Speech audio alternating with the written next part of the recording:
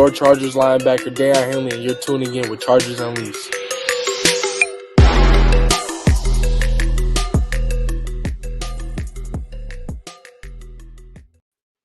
Welcome to another edition of Chargers Unleashed. Jake Hefner and Dan Wolkenstein here with you from the LA Football Network. If this is your first time tuning in the show, make sure to hit that like and subscribe button on YouTube. You can also follow us on Facebook, Twitter, Instagram, Spotify, and Apple Podcasts. Dan Wolkenstein, it is Saturday, July 20th. We are live just days away from the opening of Chargers training camp. Dan, if I haven't said it enough, football needs to return in the biggest way possible. I want to say I've been saying that for the past 8 shows that we've done. We're so close. The football withdrawals are absolutely real, and everybody is excited to go out to the new facility in El Segundo, the Bolt, to see the Chargers kick off training camp this week. Lots to get into, lots of storylines. Obviously, we'll be taking all of your guys' questions that we have, but centralizing today's topic, we want to talk about which players specifically that either Dan and I or you are most excited to watch this training camp. Yes, but before we get to that, Jake Hefner, I got to say, I know it's only Saturday, but this weekend has already been an absolute cluster in this household. You've had a hard one. I've had a hard one. But the good news is the coffee is working. I got myself a little iced latte here. Folks in the chat, in the comments, what are you drinking? You guys know how this thing works. We do this with you, for you, along with you. If you have questions, topics, put them in the chat. We'll do our best to talk through them and weave them in and out as we go through the episode. If you have not done so already, please hit that like and subscribe. Jake, a lot of folks are excited about a lot of things, all things Chargers related, for good reason, because there's a lot of change and unknown with this Chargers team. And we're going to get through all of that. But Jake, before we do that, got to pay the bills. Of course. I feel like we should talk about our friends. I say that with such disdain. And a tier, yes, we are live. A tier, we are live.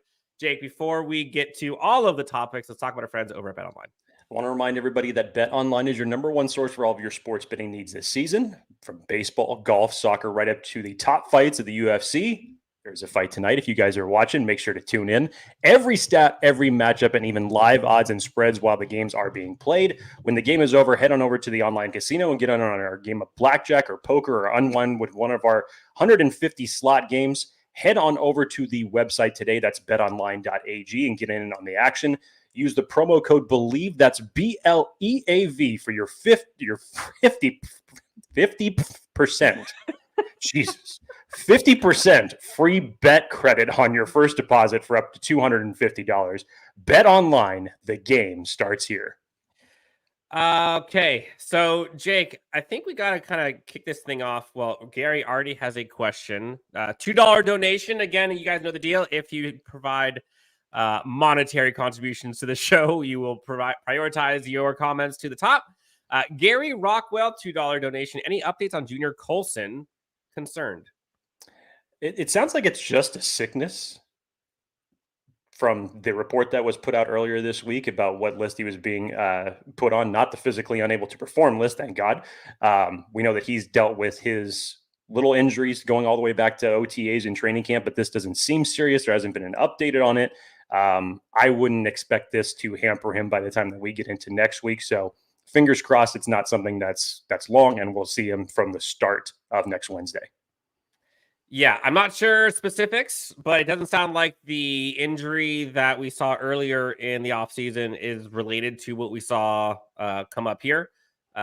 So I'm pretty confident that he should be fine. So Jake, let's kind of get into it. Topics for today. I think the biggest one we discussed, folks in the chat, we'll ask you, who are you most excited to see this training camp that starts just, 5 days from now? That's wild. Jake, I'll give you the floor first. We got a lot of names here, but for you, who are you excited to see for whatever reason during training camp? This may be low-hanging fruit. It may be recency bias. It's got to be Junior Colson. And specifically just from the standpoint of when he's utilized, Jesse Minter, Navarro Bowman, how are they going to have this linebacker group paired together? If it's Junior Colson and it's Dayon Henley, or if it's Junior Colson and Denzel Perryman, what's the rotation going to be like? But everything that we have led to believe as of now, from everything that the coaches have said, is that Junior Colson is not going to be wearing the green dot.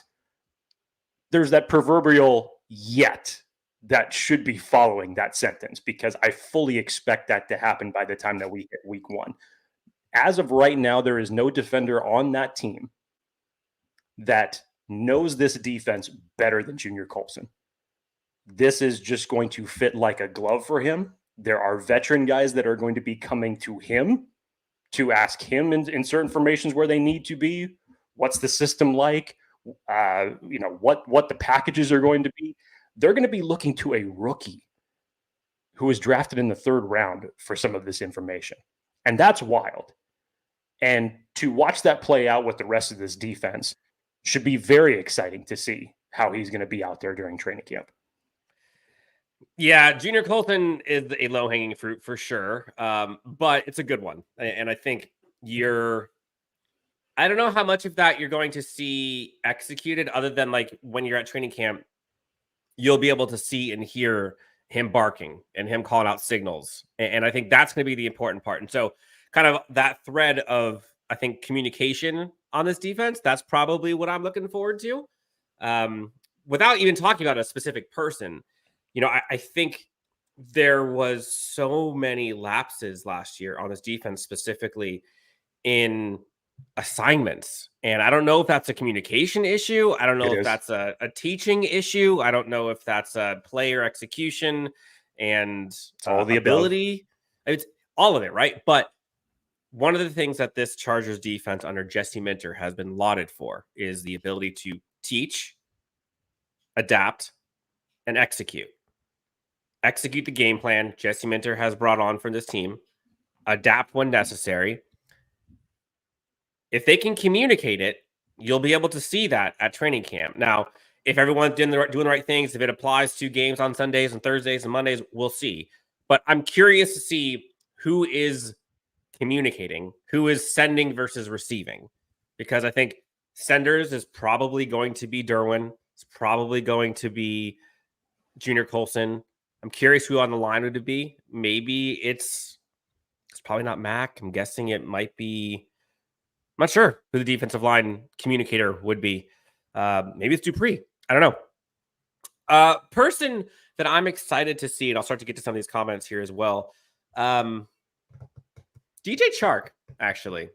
I think a lot of people are, and there's a bunch here for a bunch of different reasons. And I could say Quentin Johnston, but honestly, I don't really know if there's anything that could happen during training camp for Quentin Johnston other than how he's being utilized.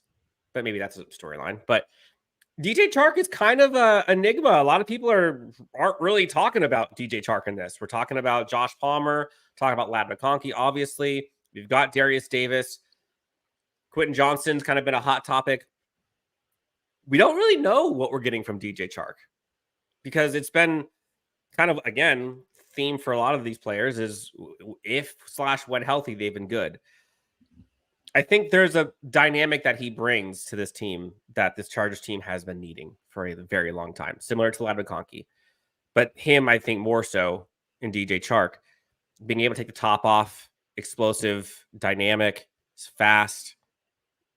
If we can start seeing those things at training camp and start translating, it's a big deal for this Chargers offense. And I think that people are.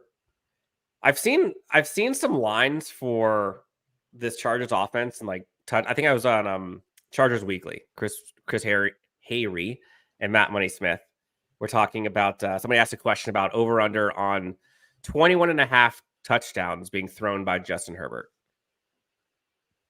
That seems crazy low. Now, I'm not saying Justin Herbert's going to go out there and sling it for 50, but 21 touchdowns is like a little more than one a game. 17 games, 21 touchdowns. Come on. I understand that this is going to be a offense more focused on running, but not solely. Not even close. I know that's a little bit of a tangent. Jake, let's get some of these guys on the chat here. Let's see. Sweet Jumps says Ladin Tarheeb. Tarheeb's a good one. I think, Jake, I'll ask you. Do you think he ends up starting? I'd say it's a very open competition right now with Jasir Taylor for the nickel spot. And remember, what Steve Klingscale has said is that he wants all of these DBs to be able to play both corner positions, whether it's inside or outside. You look at Tarheeb, and I think from what you watch from his college game, I think it just has the makings of this defense written all over him because of how physical he plays the game, even for a nickel. Now, Jasir's got a leg up because he's been, I can't say with this system, he's been on this team now for 2 years going into this system. And there are some things that you have seen from Jasir Taylor that have been really positive, and then obviously last year just didn't end up growing to where he needed to be. I think this is a pure, fair competition, ground zero. Both guys start there and see how camp battles out. I think this is one of the more compelling camp battles to watch for that nickel spot. Yeah, I think Tarheeb has a great shot at becoming the starter, depending on how the next several weeks go. Yeah, that's a good one. I think he put out something on Twitter or Instagram, kind of showing he's excited for this coming week. See you soon, I think he said. I think he's gonna be a starter. I think he's got it, man. Laus de Bruin, Trey Pipkins at right guard. He'll need to perform for the offensive line and the offense to work. Yeah, that's a big one. Trey Pipkins, there's a lot riding on the successful transition of Trey Pipkins to guard, as well as Joe Alt to right tackle. How confident are you that the transition for Trey Pipkins specifically will go, I don't want to say well, but I'll leave it at that. We'll go well. Not perfect, but he can transition and play that role admirably. It's interesting how you phrase it like that, to say like, oh, how confident. And it's hard just because we've never seen Trey Pipkins at guard before. I think what's going to benefit him more is the fact that he's not the one that's out on an island having to block the edge rushers. He's now going to have a 6'8" rookie in Joe Alt be to his right, a veteran center in Bradley Bozeman be to his left. And I think in terms of what Trey Pipkins was sought after when he was originally drafted by Tom Telesco in the third round, he was very athletic, raw, but athletic for an offensive lineman. I think you can elevate the skill set of what Trey Pipkins has, which has always been the message of what Jim Harbaugh wants to do for his players. If you can elevate that and retool the little things, he was able to retool his skill set nicely 2 years ago, which landed him his second contract. Last year was obviously a drop-off from that. We need to see more. But kicking him now inside and having him where he is with the players around him, be able to use that athletic ability that he has. Now let's work on the technical aspects and perfect that moving forward. I think Mike Devlin's going to have a lot of responsibility to do with that. I think in general, with the coaching staff that the Chargers have along the offensive line, that should help tremendously. So the optimism is, I don't want to say high, but I want to say there's more potential for him to grow in this role because I think it suits him better, and who's around him that gives him a better chance of success. Yeah, I'm with you. And I do think that between the offensive line coaching staff on this team, between the players around him at right tackle and at center, I think you have experience at center. I think Joe Alt's going to be damn good. I think he's going to be very good. You have a scheme from Greg Roman. You have a philosophy from Jim Harbaugh. You've got a quarterback who can kind of help lead the way and help kind of get these guys in position. You've got a running game in theory now. All of these things should benefit and help the offensive linemen in pass protection. All of those things should. If you have not been to camp or been down near field level, Trey Pipkins is freaking huge. This offensive line is going to be massive. And being able to win in a phone booth at that guard position, when you're that big, like it makes it a little bit easier, honestly. And when you got a massive man next to you and Joe Alt, like that right side could be locked. And I'm not saying Trey Pipkins is going to be perfect. You know, all of this stuff takes growing pains. But I think you will see benefit rather quickly from having Trey Pipkins out there versus having him be a backup tackle and having somebody else be guard. A couple people, Jake, in the chat talking about Asante Samuel Jr. and Christian Fulton as the names that they are excited about. Both of these names, and again, I think there's a constant theme here. Louser Bruin, Fulton and ASJ will need a strong tackler in the slot. Whoever is a starter, lots of missed tackles in their past. True. Especially for Asante Samuel Jr. And it's interesting because the narrative around Asante Samuel Jr. is, you know, his ball production is there, right? His playmaking ability, him being a ball hawk. Like, while that is kind of true, stats tell you otherwise. Like, he's got 2 interceptions every year. That's not great. Granted, he has 3 in one game in the playoffs, but I think the highs don't make up for the lows of Asante Samuel Jr. right now. And you could probably say that's the case for Christian Fulton, but for different reasons. I don't necessarily know if this is a camp battle between the two, honestly. But I would agree with the viewer. I'm interested to see how these players do in this scheme. And again, I don't know how much of that we're going to see during camp. Because, like, I think production, like, this is where Asante Samuel Jr. always does great. Always does great at training camp. It's when it comes to tackling and being in position and being technically sound and keeping the running gaps and passing lanes. Like, that's the stuff that has been hindering Asante Samuel Jr. Christian Fulton's a wild card, man. Like, that could be blackjack or bust real quick. What are your take on these two? Like, I think Asante Samuel Jr.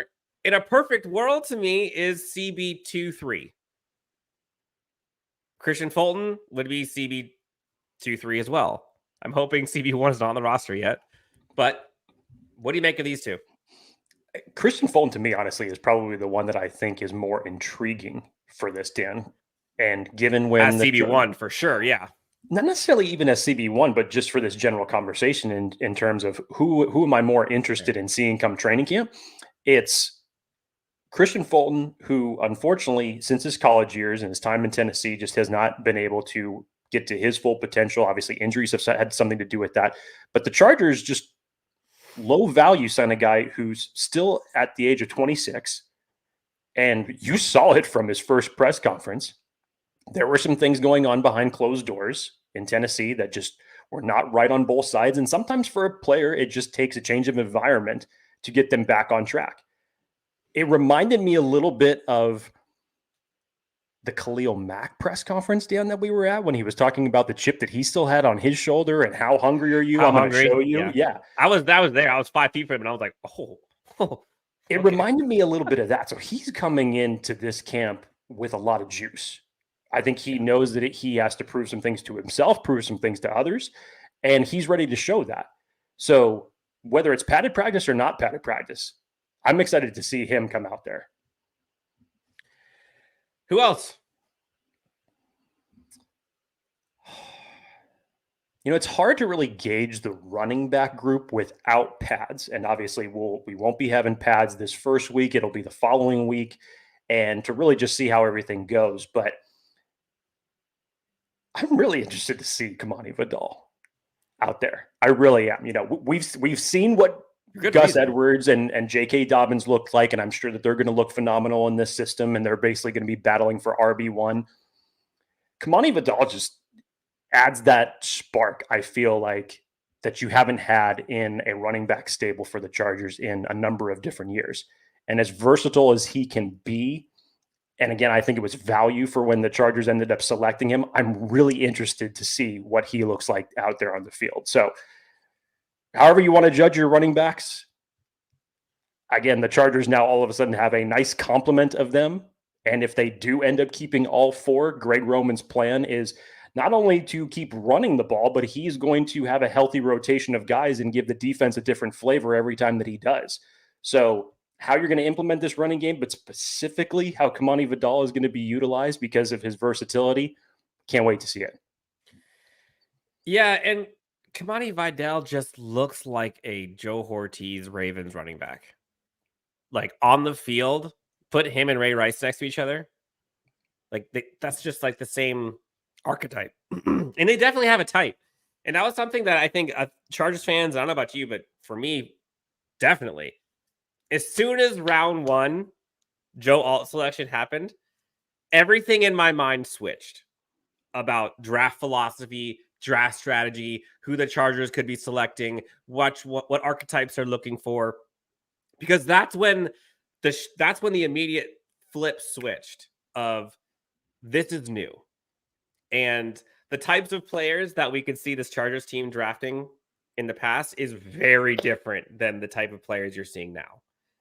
And then almost makes you feel like there's a plan. Almost. Who And so thought? the archetype of the running backs that this Chargers team would look for in the past are not Kamani Vidal. That's not what they look like.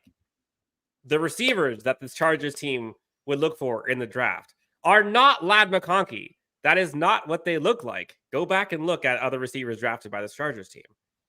What do you go look at offensive linemen? Joe Alt is not the type of lineman that is selected by the Chargers in the first round, definitely, in terms of archetype. Go down the list. And so that was kind of exciting to me to see just the difference. But Kamani Vidal brings that bowling ball type of game that this Chargers team just hasn't had since like probably Michael Turner. It's probably the last time I saw a player that had that build or that effectiveness. Now, we'll see if it shows up on Sundays. But that's the style that I think Kamani Vidal brings. We haven't talked about this guy, but you and I think, are so high on him. And I think that the tandem between him and Junior Colson has an opportunity to be incredible. We had Dan Henley on the show yesterday, and he's incredible. He's such a fun character. Yesterday, you mean previously? Or last year. Sorry, previously, last year. Remember what year it is, Wilkinson. Yeah. Woo! Hampered by injury last year for most of the year, and didn't really get to do much. We didn't really get to see much of him. But you go back and look at what Dan Henley looked like in college. That kid is a perfect linebacker for modern day NFL. He looks the part. He can go sideline to sideline. Even when he was on the field last year in those short stints, he was making plays and had people wondering, why is he not out there more? The athleticism paired with smarts of him and Junior Colson together, I'm telling you, like, don't sleep on that duo. I don't know how the linebacker room shakes out with Denzel Perryman, Junior Colson, and Deion Henley. But it's nice to have those three because they bring very complementary but different styles to this team. But I'm excited to see a year of a refreshed and renewed Deion Henley in this scheme, because it just feels built for him. Should be fun.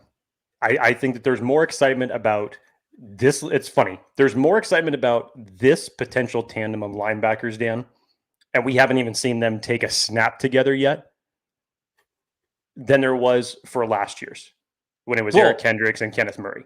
There's more excitement about this linebacking duo since blank. When's the last time Chargers fans have been excited about a linebacker duo? Honestly. Well, I think the last time that you had a duo play, exceptionally well was when you had Kaiser White and Drew Tranquil on this team at the same time. That was probably the last time. And unfortunately, one year went away. Yeah. But which was like 5 years ago?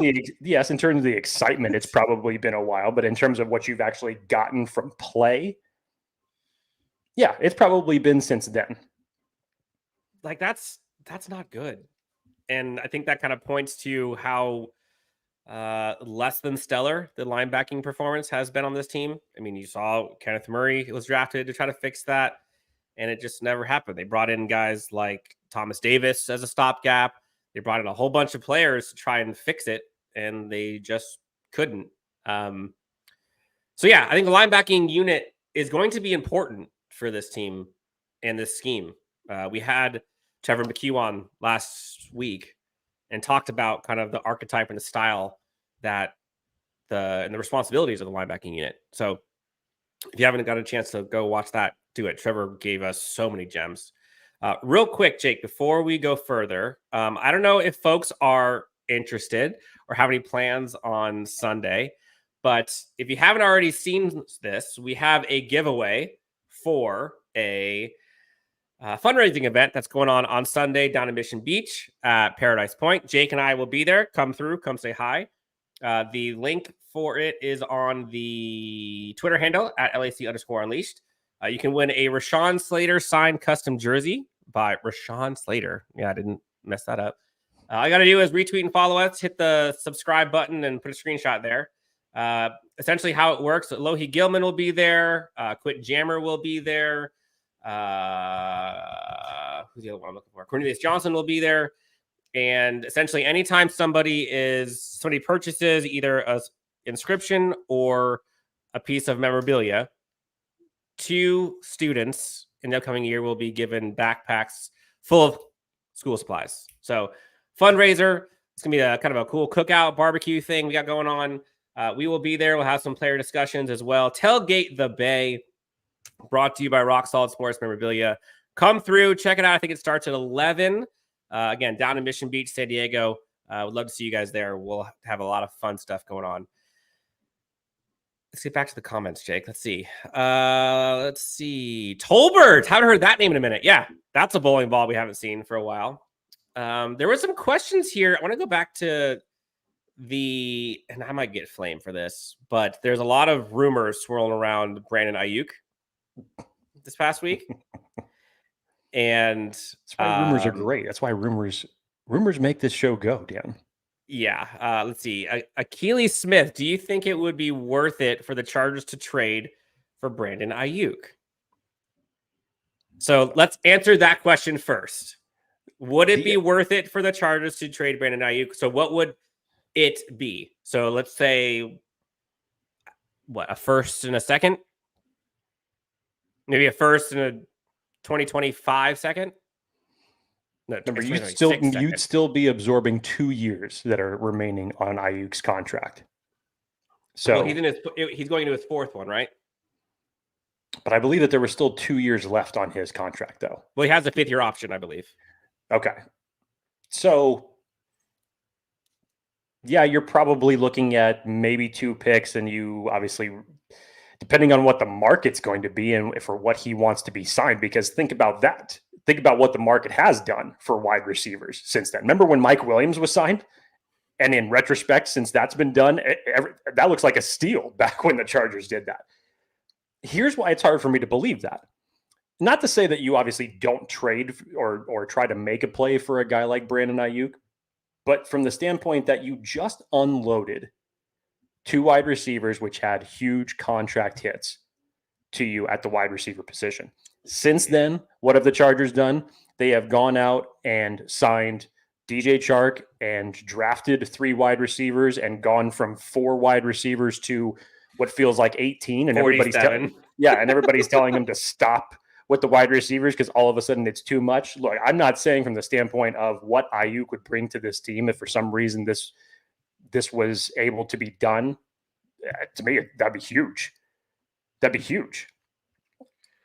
I think you're trying to get yourself in a better position to where you can manage your money, because the Chargers have done a very nice job of that this offseason. And remember the contracts that you still have coming up next year. Rashawn Slater will be one of those. Asante Samuel Jr., if he ends up playing well, could earn his second contract. So is it possible? Sure. But you just have to make sure that you're going to be allocating your resources properly. That's all I would say. So look, let me give the reasons why it would be awesome. Obviously, he would immediately be wide receiver 1 on this team. The guy is a certified top 10 receiver in the NFL. And I think he has been underutilized in San Francisco, given the scheme. And the Chargers wide receiver room could use help. Okay, those are all, and heck, give Justin Herbert finally his wide receiver 1. All those narratives, right? They have the cap space for it, or will have the cap space for it. So would I like to see it? Sure. Do I think that they would do it? I don't. No, I don't. I don't think that. So first off, and this is not throwing shade at Brandon Ayuk, but we heard all the rumors swirling around, the Chargers go back to draft day, right? We're thinking about Malik Neighbors or Rome Odunze or whatever. And Chargers fans, ourselves included, were wanting Malik Neighbors. Again, this was part of the immediate switch of like, oh, different regime. You see post-draft or even pre-draft, some of the character of Malik Neighbors, not good or bad, just different, right? I think there's a lot of I versus we here going on. You look at the contrast of Joe Alt personality versus Malik Neighbors personality. What's good for the bee is good for the, it's good for the hive, it's good for the bee, all the fist analogies, whatever you name it. I don't know if the team, one, monetarily wants to spend that much money on a receiver. 2, wants to bring in a receiver who is upset because he's not getting his money and coming from a scheme where he can't be utilized fully. Do you think he's going to utilize better here in LA with a Greg Roman offense? I mean, maybe, but do you see Brandon Ayuk's utilization going up in this offense?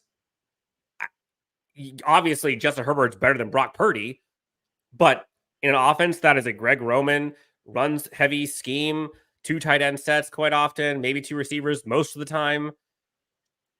Is Brandon Ayuk going to want that? I don't know. Not that he has an option. But I also just don't know if that's the type of personality that they want to bring onto this team. I don't think that matches a Jim Harbaugh type personality. Yeah, when especially you peel back on offense. Yeah, when you peel back the onion, there's just a lot of things that just doesn't make sense for it. Again, this is not the knock on the player itself. But as Dan mentioned, the priorities for this team that we all found out during the draft, trenches.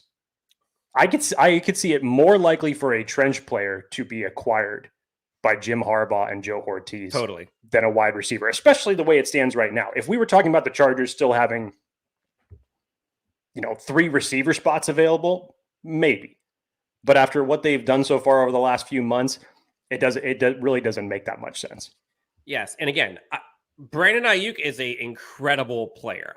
I would love it if the Chargers made it happen, right? I just don't think that is part of this new Chargers regime's DNA to go get that type of player on offense, given they just got rid of 2 receivers. Now, granted, Ayuk's a different beast, but still, I'm not saying I wouldn't want him. I just have a hard time thinking that this regime would go get him. Darius Davis is a name.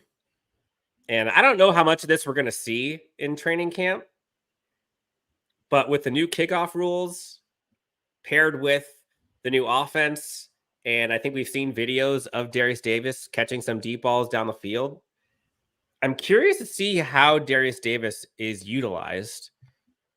We know he's going to be the guy on special teams.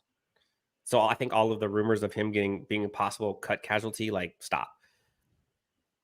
But I'm very curious how much he's utilized in offense, because last year it was non-existent. But seemingly every time he touched the ball, something was like, ooh, that was fun. Do you think he's going to be utilized on offense? It's hard for me to believe, because it's similar to Quentin Johnston.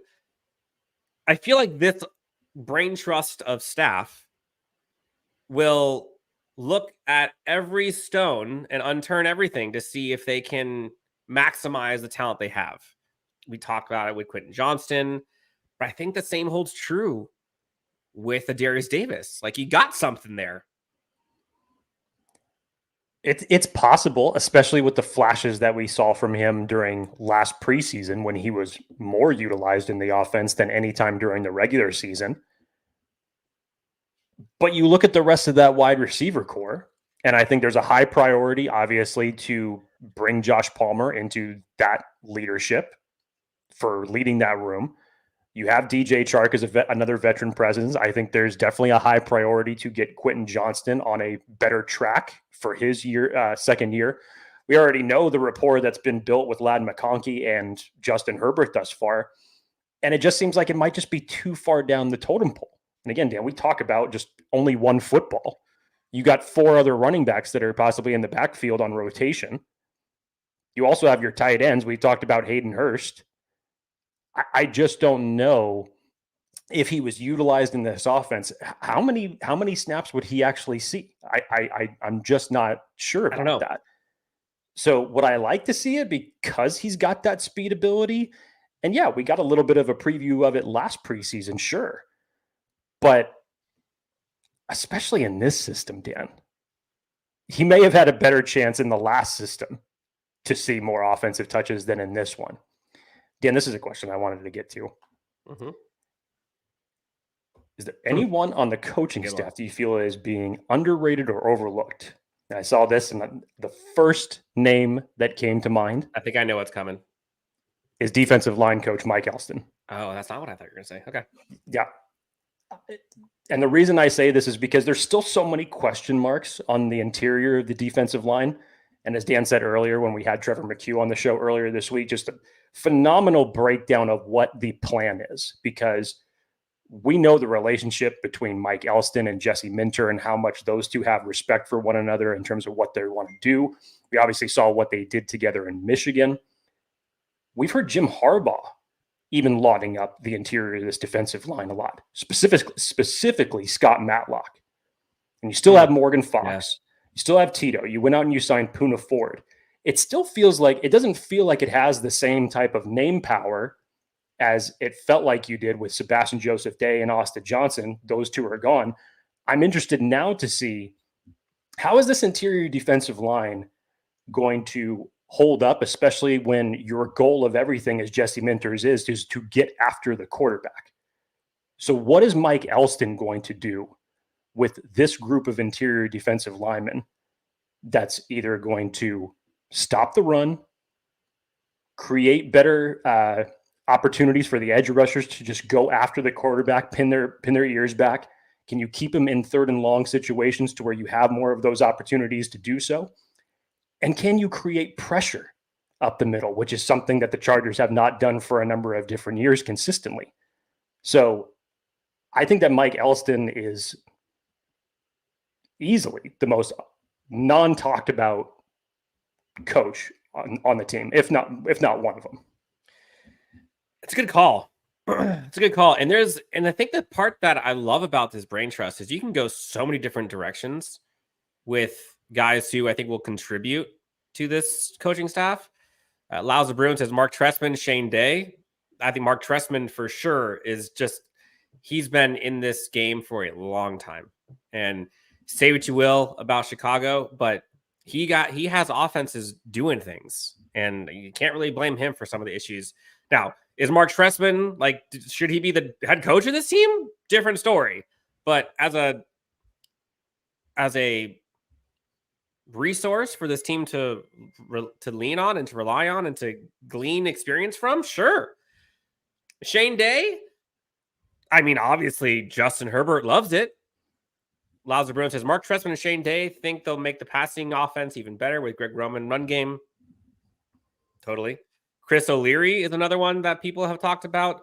I thought you were going to talk about Steve Klingsdale. That's what I thought you were going to be going with. See, but he's gotten a lot of praise. I don't really see Klingscale as an underrated. I think his value is going to be huge and should be the talked next about Chargers defensive coordinator. yes. You heard it here very first. excited Watch for Klingscale. Watch. He will be the next Chargers defensive coordinator when Jesse Minter gets plucked to be a head coach. July 20th. Dan, two players in particular that I wanted to talk about. We haven't talked about undrafted free agents that much on this show. No. Okay. And let's go with two particular ones that I believe are going to be in direct competition with two guys that are currently on this roster. The first one that I'll start off with is FSU safety Akeem Dent.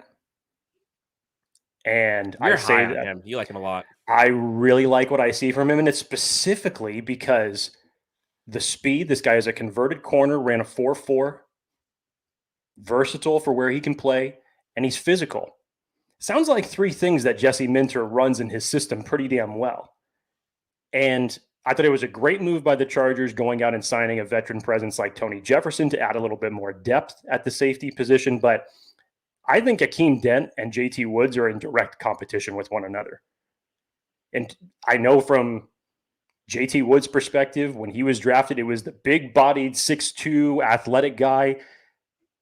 But there is a reason. There has to be a reason why we have seen so little of him in the last 2 years. And to spend a third-round investment on that is concerning. And so I see this now in terms of the traits that both of them bring to the table. I think Akeem Dent is going to be one to watch for who's going to round out that safety group. The other one, Dan. Tight end? You going tight end? No. Oh. Not going tight end. That's Tremon Morris-Brash.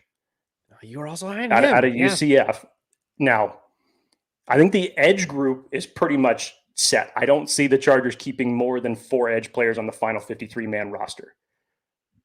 You look at the position of Chris Rump, that was kind of sealed when Bud Dupree was signed by the Chargers a couple of months ago. And I think that this camp battle, in terms of when you say, okay, who could ultimately end up making it on the practice squad, that's where this is for Tremon Morris-Brash. The dude is a situational pass rusher, Dan. So we're talking somebody who's would only be coming in on third downs anyways. But in terms of his speed and his ability to get after the quarterback, that's his bread and butter. That's what he does. He is a situational pass rusher. It's much like kind of like what Bud Dupree was when he was first coming out of college. But I think in terms of, you look at the production that he put up in college with his skill set alone, I think if it came down to a practice squad spot between him and Chris Rump, I think that Tremon Morris-Brash is going to get that spot.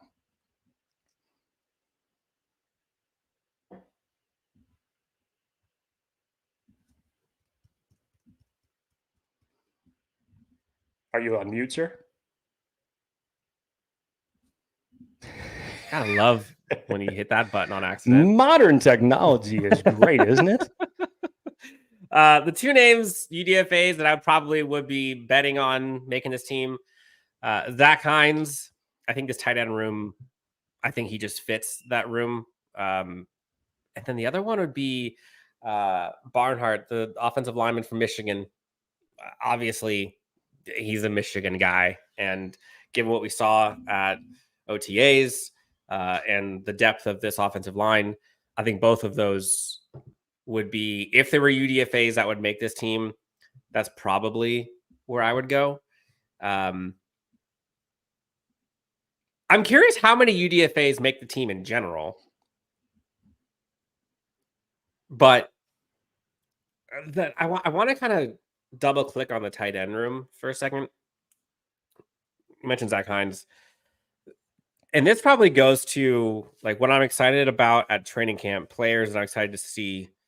And there's a little bit of a discussion here.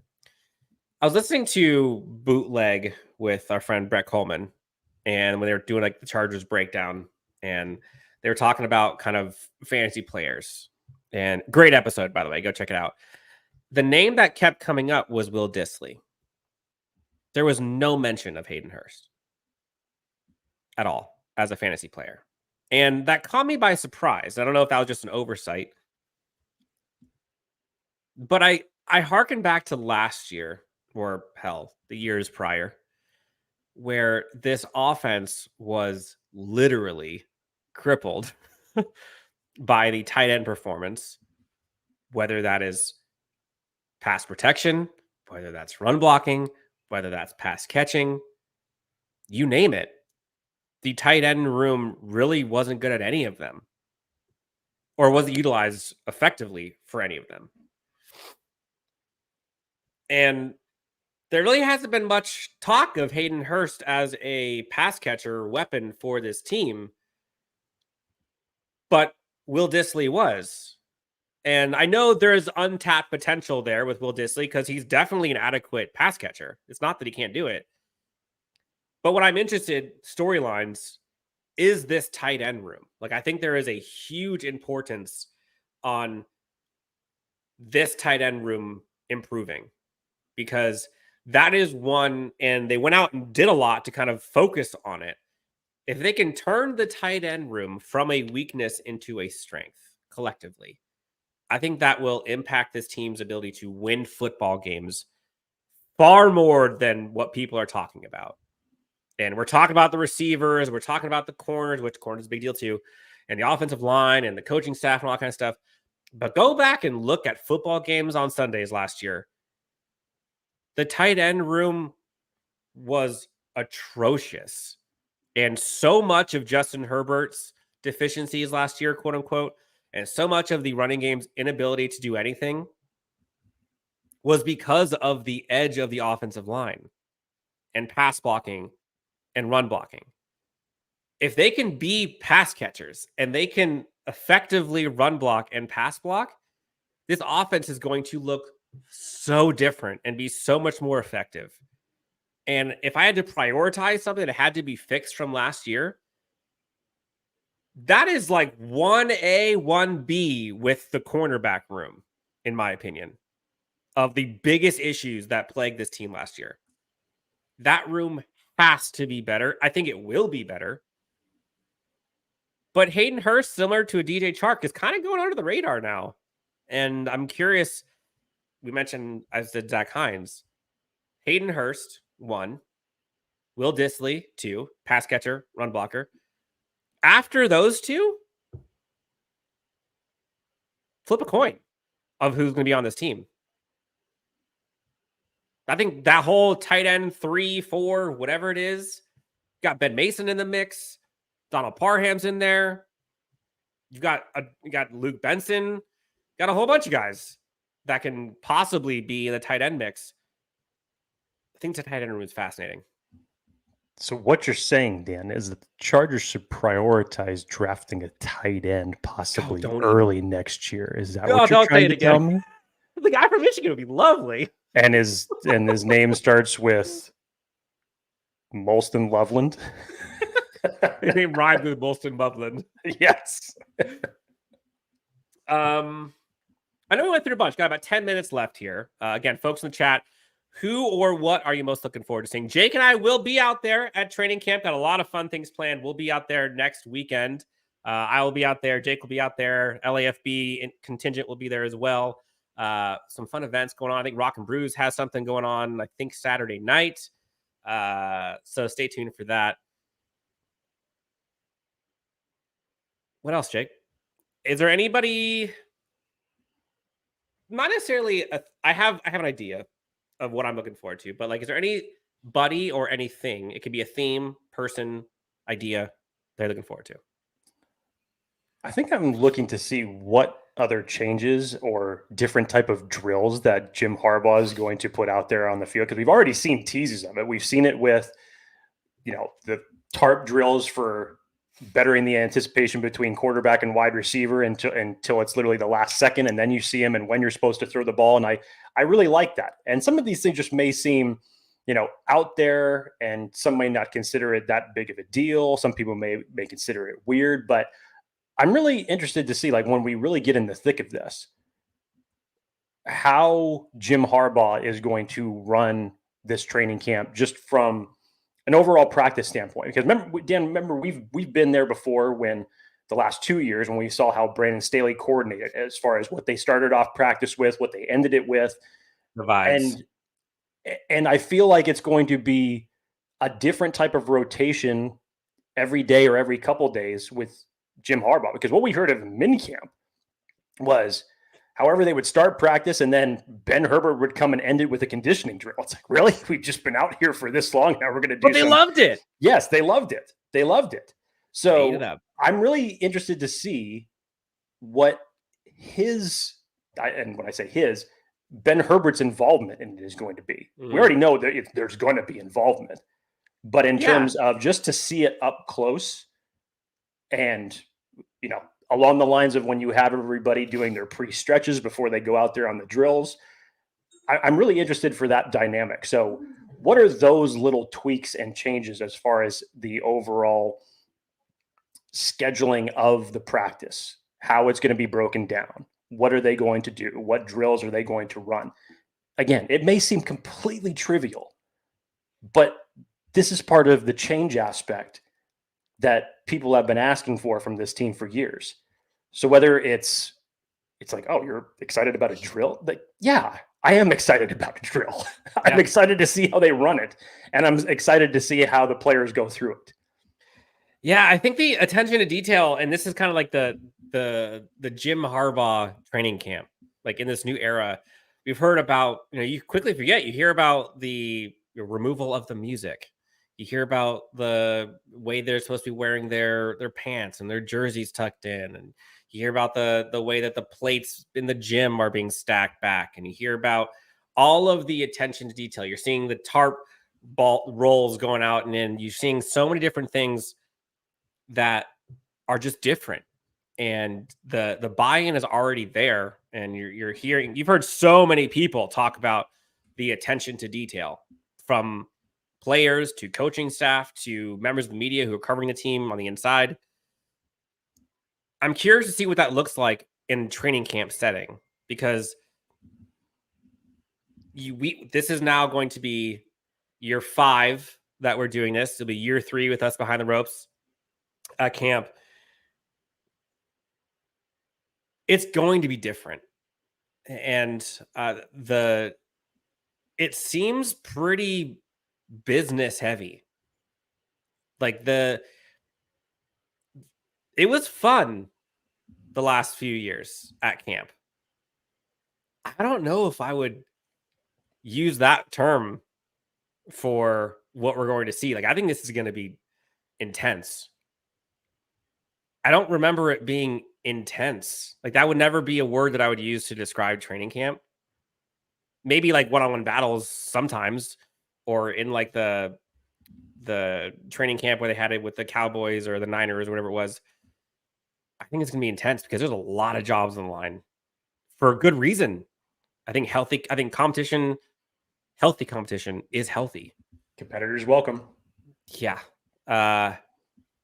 So yeah, I think there's so many different angles though, right? Like, you could talk about like the Bolt, you could talk about the new facility, you could talk about, I think Lauser Bruin talked about this too, like the way they stagger the training camp time. So you can go at 11 a.m., 5 p.m., everything in between.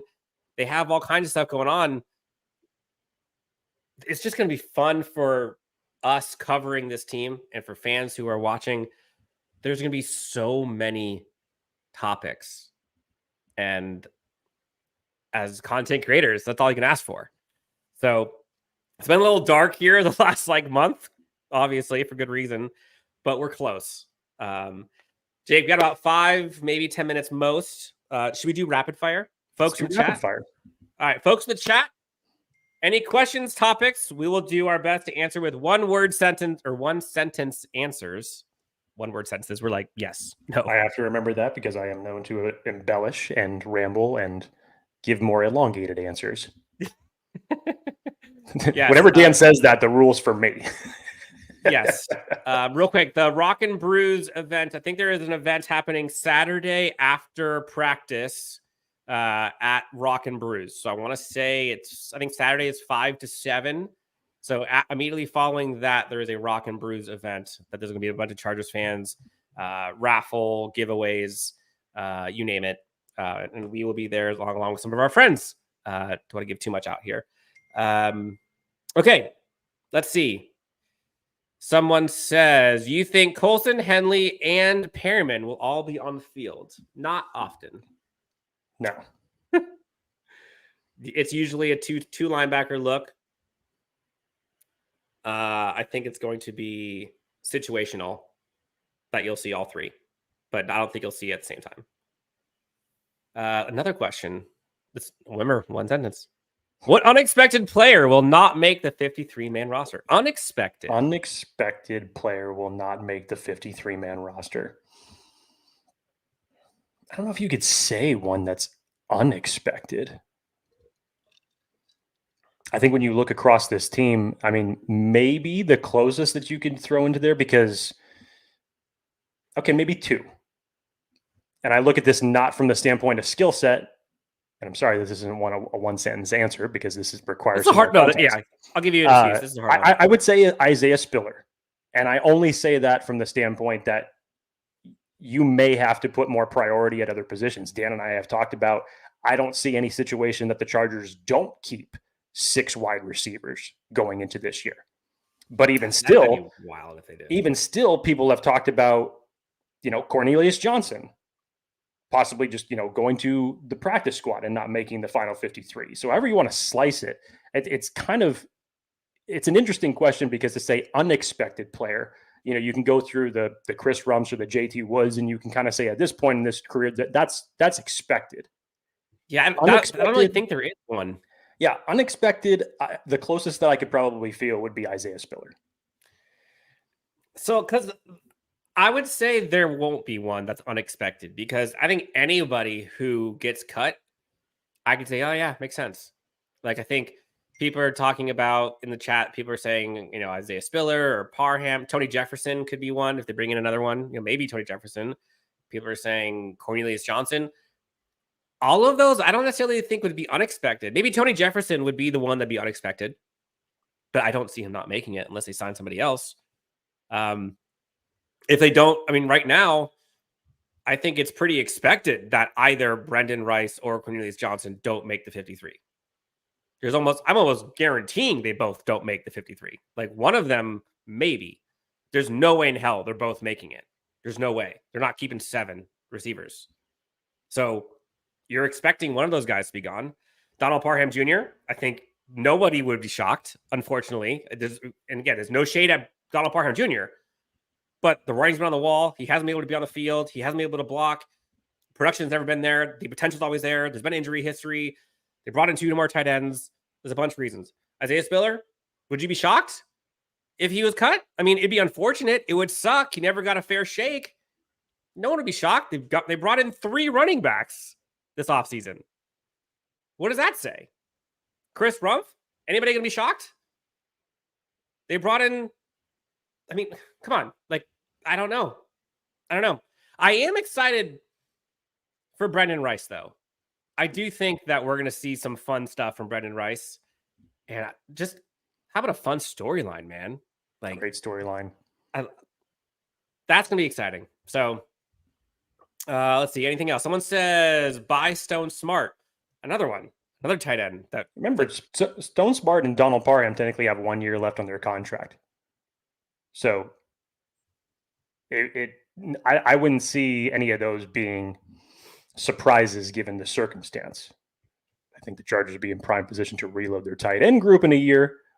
Absolutely. But I wouldn't consider those necessarily a surprise or unexpected. I agree. I know that was not one sentence. I apologize. I totally butchered what I said the rule was.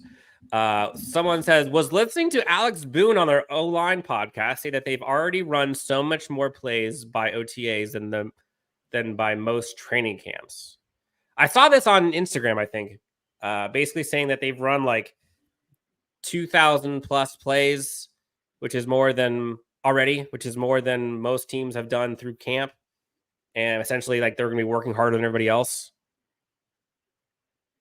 I wouldn't be surprised if that was the case. This team's getting after it, man. And they want to. you got to build this team differently, Dan. Ben Herbert teased it in his introductory press conference. Make you harder to break.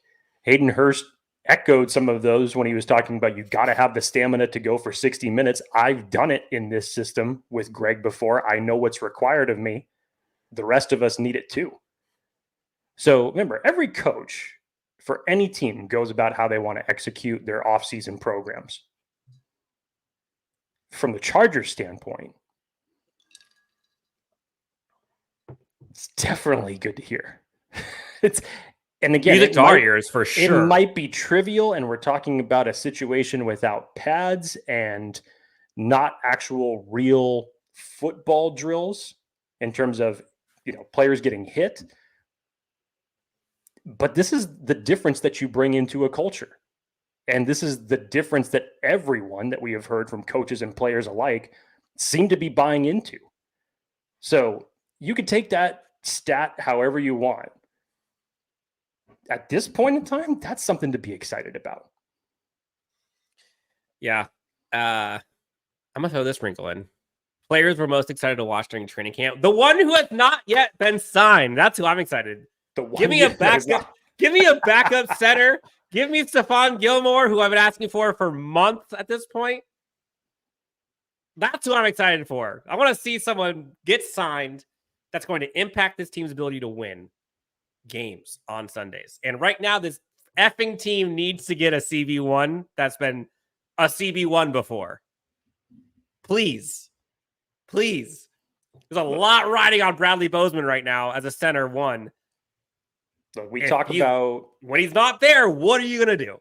The question was, which unexpected player could be cut?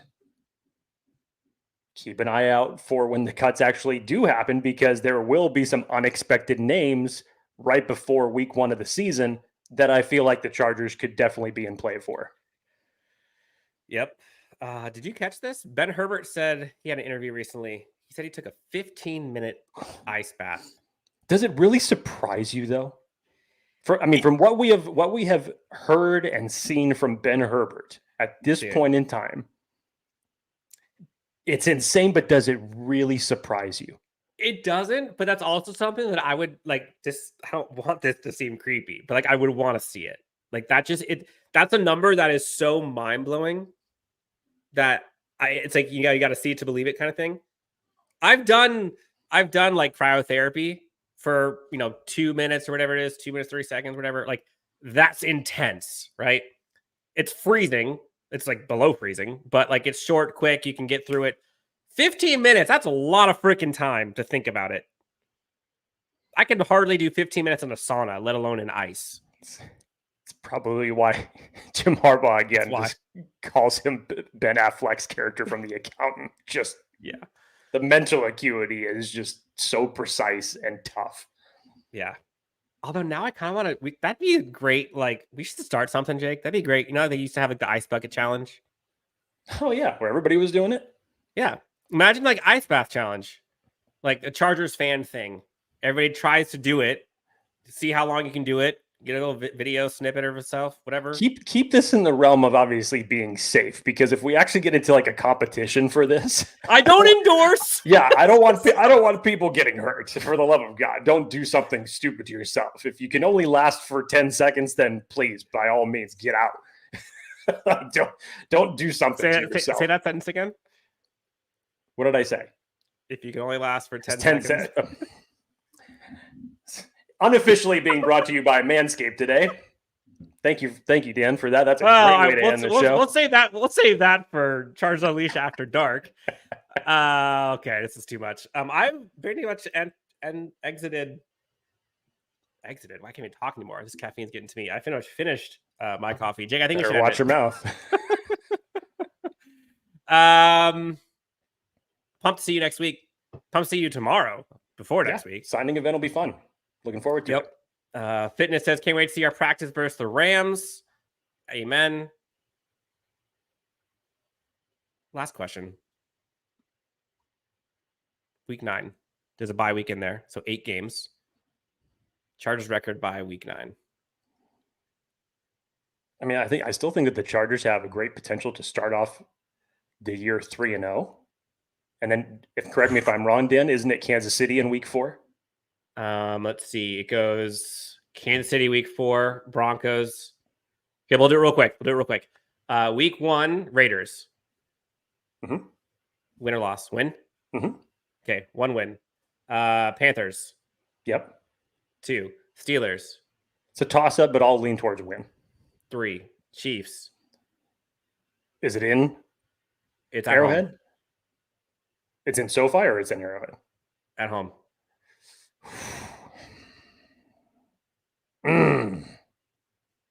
I actually say Loss. I'll take it that the game that they're going to win is going to be in Arrowhead. They're going to surprise some people. So 3-1. Broncos at Broncos. Yes. 4-1 at Cardinals. Yeah. 5-1. Home against the Saints. Yeah. 6-1 at Browns. That's the one that we both discussed, Dan, that was going to be a surprise loss. So yes, 6-2. Yeah. You got 6-2. I've got beating the Raiders, Panthers, Broncos, Cardinals, Saints. I got 5-3. Yeah, it's again 26th in strength of schedule, so very favorable for them. They have to travel a lot this year, but it's the back end of their schedule that gets really dicey. So if you can win as many as you can before the bye week, that would be critical. Athir is like the hype man for all Chargers fans. Athir says 7-1 and 13-4. I hope you are right, Athir. A lot of people are thinking 6-2. There's 5-3 here a bit. 5-3 again. Loud's Bruin agreed. Browns matchups are always epic. That high scoring one a few years ago was wild. I was at that game. That was nuts. That was fun. Okay, we went over, but y'all are worth it. Jake, anything else you want to tell our great friends? We got the signing event tomorrow, Mission Beach, Paradise Point. We will be at camp next weekend, a few different days. We've got fun episodes coming up. Giveaway on LEC_Unleashed. The winner of that will be announced the first day of training camp next Wednesday. So make sure, if you have not done so already, make sure just to go to the Twitter handle, follow the rules to enter. Giveaway will be on Wednesday for a signed Rashawn Slater jersey. I will say it's been a little interesting. It's kind of been dark on Chargers front. And so there aren't many people that have we've had giveaways where we've had 400 or 500 people enter. This one, there aren't that many people that have entered it. So you actually have a good opportunity to win this jersey, which would be wild. So again, go to LEC_Unleashed, check out the tweet, reply with a screenshot, and enter to win. Okay. It has been fun. Thank you all so much for tuning in. Thanks for the collaboration and contribution. I appreciate you bearing with us as we go through technical difficulties, as we go through no AC, as we go through vocal blunders, the whole 9. Yes, the signing event is tomorrow, 11 o'clock, Paradise Point in Mission Beach. Check us out. For Jake Hefner, you can find him at Jake D. Hefner. I'm Dan. Find me at Dan W Sports. This has been Chargers Unleashed, and we will talk to you next time on Chargers Unleashed. Have a great weekend, everyone. We'll talk to you soon.